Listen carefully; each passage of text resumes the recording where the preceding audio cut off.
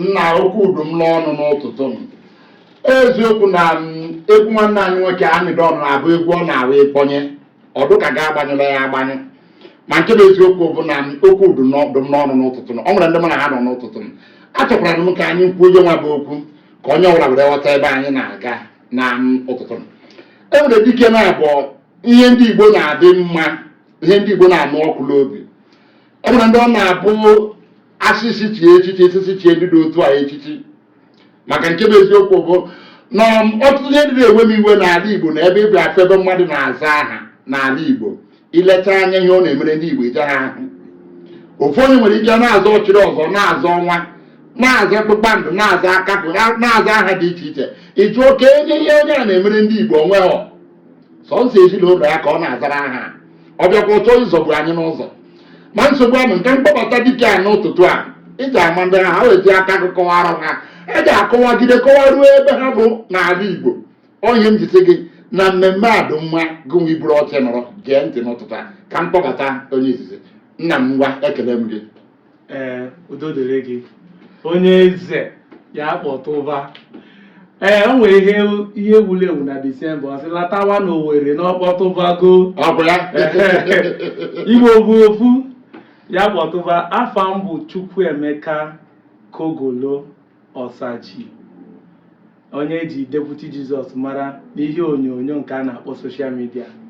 ị nwere ike ịkpọ m Prọfesọ Black and White da Perpendicular Bisector abụ m onye Ọnịcha Ugbo n'ime Anịọcha North Local Government of Delta State ihe nji maka bịa oge a bụ ka anyị gwa ndị Igbo na Igbo bụ ofu ọ ga-adị gị mma ọ nwere dike ọzọ bịara ya kwụ nna ngwa kọrọ ndị Igbo onye bụ ụmụ Igbo ekenewe m unu mbenene ebe ọ bụ n'unu na-anụ onu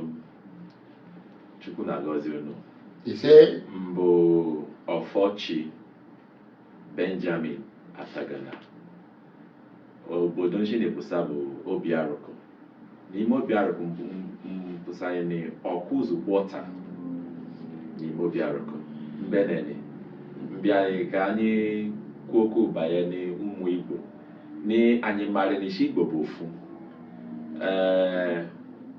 ọ dị ka the different dialects anyị na-ekwuchi Igbo na-asụ n'onu n'onu your dialect adịghị ka ewofe na Igbo onye Igbo ọ ga-adị gị mma ka m hapụ gị n'ụtụtụ a maka ama m o nwere ike ndị agụmagụ aga ebe ị n'oto maka abịa n'asụsụ ala Igbo niile e nwere mpaghara Igbo ji ahụ ha sụọ asụsụ igechi ntị ike ma nne ya ọ dị otu a na-abịa na mpaghara Abịa o nwere ndị mpaghara ngwa ya ahụ ha sụọ asụsụ igechi ntị ike ma nnụ ihe na-ekwu maka ya o nwere egwu onye Ebonyi steeti tinyere m ọ zitere m sị m na mkpọ tata mkpọ ya ị nweghị ike ịnụ ofu ihe na ihe egwu ahụ na-ekwu ma ọ bụrụ na isighị mpaghara mbe ha ahụ ma nke bụ eziokwu bụ ọ dị otu a n'ala Yoruba ọ dị otu a n'ugwu ọ dị otu a na ndịda ọ dị otu a n'ebe niile na omenko nke anyị na-asụ emeghe Ọnịcha asụsụ ndị Ọnịcha kara nke gị mma omeghekwana nke ndị Abịa kara nke gị nwa mma maka ndị anaghị anyị ji mere isiokwu n'ụtụtụ ụmụnne ekele m unu anabata m unu nabata unu ọzọ gwara ha ndị Igbo na-anabata unu na ya nwa bụ mmemme ya kpọtụba nneke ihe m chọrọ ịjụ ụbụ ọtụtụ oge ndị mmadụ na-achị na mpaghara bụ unu nwa eso n'ala Igbo ịbịakwa na ọtụtụ ndị na-ekwu ya akacha nwụrụ ndị Igbo ndị na-ekwukarị ya bụ debe unu achọrọ m ka etinye ya ọnụ n'ụtụtụ m kee ihe mere eji asị ịma o nwere ofu ihe o nwere ndị na-ekwu ya o nwere nwakatịrị onye ugwu bụ nwaanyị na-ekwu okwu o nwere ihe ọ na-ekwu adụ m na-eso ya n'anya abịaghị soshal midia ọ dị ka ejitere m gị ya bụ otu ebe ọ sị gị n'ọsọ nso onye Igbo ka eji ahụ na-aza Emeka aza Ifeanyị aza ka o si Sọchukwu ịjụọ ya na ọchị na ọbụghị onye Igbo ihe o kwuru na ya nwa bụ ihe onyinye ọchị na ndị Igbo are most confused people n'oyibo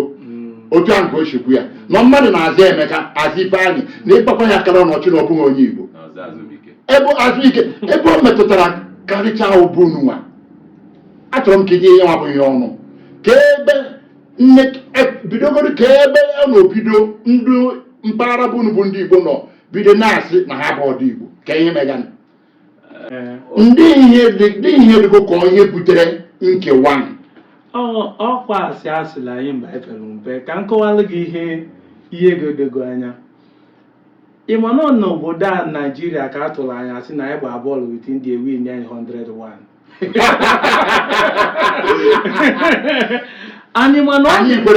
mana ọ ga-adị gị surprise na iluo n'ebe a na-eme Naija bet ịfụ ndị mmadụ ka a na-alụkwa ụka na-ekirikwe the ball na-achụka ndị gbara ya a ga-atụgide asị wee gwakwa gị n'ọnụ ebe a ka Sam Okpara ji wee nwụọ n'onye ma bụ onye nye dị goal bọọlụ chenji etu isi agụ maọbụ isi ọkụ wee tigbuo Sam Okpara ji ihe ị ga-aghọta bụ na anyị nwere ike ịkpọkwa ihe ndị oyibo na-akpọ politiks amana m ife m na-ekwu ndọrọndọrọ ọchịchị enwere ike ịkpụ ya na politiks ka ndị be anyị dueru mana ọ bụrụ ya ihe dị n'ime ya bụ na ụmụ oge ọ bụ na anyị trace ya ekwu anyị na-ekwu back to the 18th century era oge ndị oyibo bịara obodo anyị ifefa mere n'ugwu Hausa dịlifa izi iwuni ndị Hausa Chibafa ifufe mere na west na ndị Yoruba dịlifa izi Chibafa mana mgbe fa bịara obodo anyị bụ ala Igbo bido na ebe a na-akpọ na Igba nke iru Egbede wee na-eje na Ahani pụta na Rivers Ikwe River Ndonifa Egbamafa mgbe fa bịa ndị be anyị bụ ndị Anioma n'usoro ndị ọcha ọgwụ for 31 years akara 31 ekweghị abatara ekumekwu wọ ihe dị tinye ya bụ na ka nụsizie dị ọgụ ọkụ ihe a mere na-ejiri ọchịkọta Naijiria ọnụ till 1914 ị na-anụ ka ndị mmadụ na-asị Nigeria is amalgamated 1914 it's not supposed to be so. O kwesịrị ka Nigeria kwesịrị amalgamate as of 1881 18th century mana ndị be anyị si na ya ma nkwe na ndị Abelizi ji ntụ bịa as ndị Portugal bụla anyị lee as slave ndị abịakwa ọzọ si na ha bụ ime biznes Niger Royal Company chiwakwa anyị na ya ma nkwe wee nụọ ya bụ ọgụ for 31 years mana anụchizie dị ọgụ na achịgwa gị ebe nsogbu anyị si wee bido anụchizie dị ọgụ ndị ọcha nwụọ iyi na ndị a bụ ndị Igbo a ga-eme ekisho na ha dịkọrọkọ n'oge because unity is a strength. Of course, Igwe bụ ike. Oke ndị Igbo si ekwe na Igwe bụ ike. Wee bido ya ndị na oyibo na-asụ divide and rule, divide and conquer. Ka m gwazie ka m tụzielu gị ala o nwee mgbe Akwa Ibom na Cross River bụ ofu steeti na Nigeria. Ịrụso onye Akwa Ibom n'ọgụ onye Calabar anụchitere ọgụ ịmana o mere eme ịrụso onye Calabar ọgụ onye Akwa Ibom na-edifend ya na anyị bụ ofu mana kịta ekego steeti ị na-etigbu onye Calabar onye Akwa Ibom na-ewepụ iru asị na ha bụrụ ofu ọ ya na-akpọ divide and rule. When you divide people with time, boundary, identity crisis abata achịsa na ya bụrụ ofu ọ ihe mere anyị asị na ya bụrụ ndị Igbo ekewa anyị ewere anyị bụ some of us na Anioma etinye anyị na Benin division ekpolu ụfọdụ ndị nke kwandokwu anyị Warri division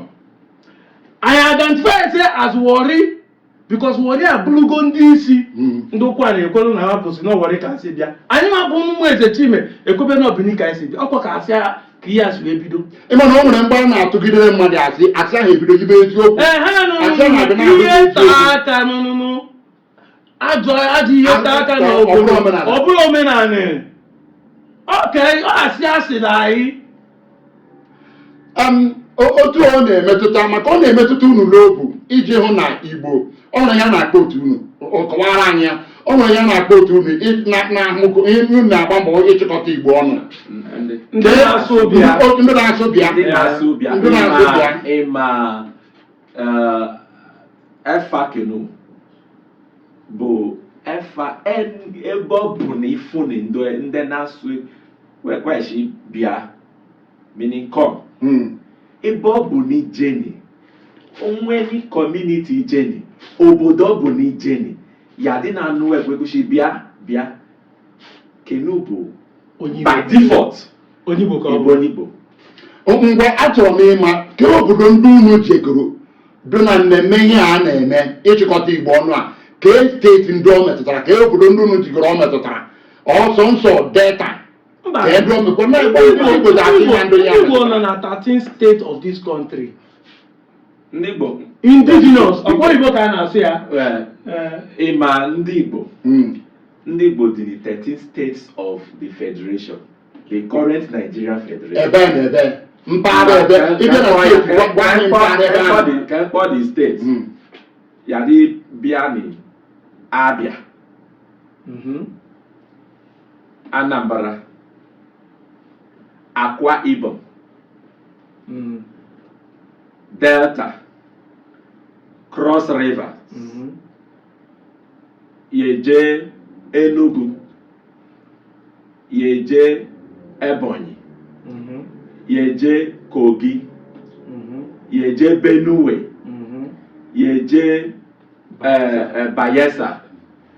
yeje Imo, yeje Rivers. Exactly. Ọsa these 13 states, ọsa 13 states bụ ebe ndị Igbo wabụ Indigenous. wabụ strangers, webụ ndị fendo oyibo na-akpọ indigenous, n'ebe n'opusa wa migrating from anywhere. Ha enwe ebe ha si bịa.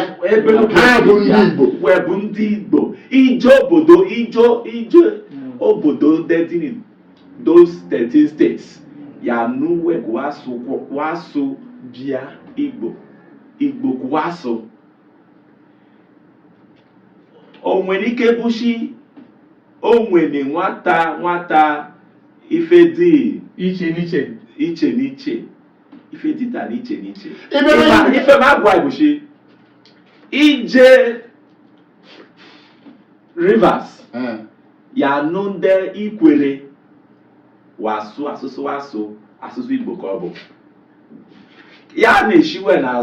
n'efe waza Chibuike ebe ka ya afụ Chibuike ike afa n'ime Yoruba, ebe ka ya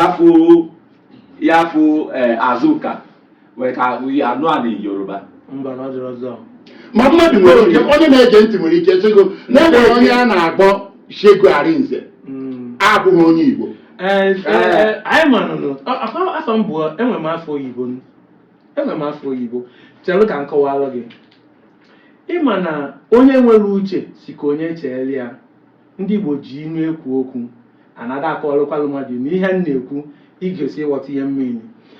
n'anya ka m gwa gị bifo enwe afa n'obodo ọbụla ije a na-ebu ụzọ enwe asụsụ. Eziokwu. Ma enwere asụsụ adịghị enwe afa maka ọ na asụsụ ka esi enweta afa. Ngwa ka anyị tụlee ebe a ka anyị gwa ndị be anyị ya akpọ n'ekwentị itinye ọnụ na ihe anyị ji mere isiokwu n'ụtụ. Biko akara ekwentị ị ga-akpọ ọ bụrụ na ịkpọ akara ekwentị ọ gaghị biko kpọtụ m na WhatsApp tụkwanụ ịma nke WhatsApp tụkwanụ ka m kpọọ nke WhatsApp tụkwanụ maka mmeche echebe eziokwu bụ na ọ nwere ka akara ekwentị si na eme n'ụlọ ọrụ anyị a amaghị m ihe na-eme maka mkpọrọ gị nke WhatsApp tụkwanụ ị nwere ike izute osisi na ihe edemede ị nwekwere na ike ịkpọkwanye nwa WhatsApp tụkwanụ tinyere anyị ọnụ n'anya anyị ji mere ya nwa bụ isiokwu n'ụzọ mbụ efu ite anyị efu isii efu asaa efu anọ na ise ka mkpọkwa ya ọzọ efu ite anyị efu isii efu asaa efu anọ na ise. Ọ bụrụ na ịkụọ m n'ekwentị a n'ụtụtụ itinye m ọnụ na ihe njimere isiokwu ma ka m na-eche ekwentị gị ka m nọkwa na-eme nnọkwa na-ajụ ụmụnne anyị ajụjụ na ụtụtụ ka m gwa gị ebe ụmụnne anyị a si bịa ịbịa tinye ọnụ na ihe anyị njimere isiokwu n'ụtụtụ a gụrụ onwe gị ya ama na nke bụ eziokwu bụ na ndị a na-agba mbọ ime ịhụ na ekpokọtara Igbo niile ọnụ. Ana m achọ ịma ka ihe unu na-eme iji hụ na Igbo niile nkewa na-ekewara anyị adịghị otu a, Igbo niile matara onwe ha dịka ofu. Okay, anyị nwere ọtụtụ ihe anyị na-eme. Nke mbụ bụ anyị bidoro ihe mgbakọ anyị na-akpọ ndị na-asụ Bịa.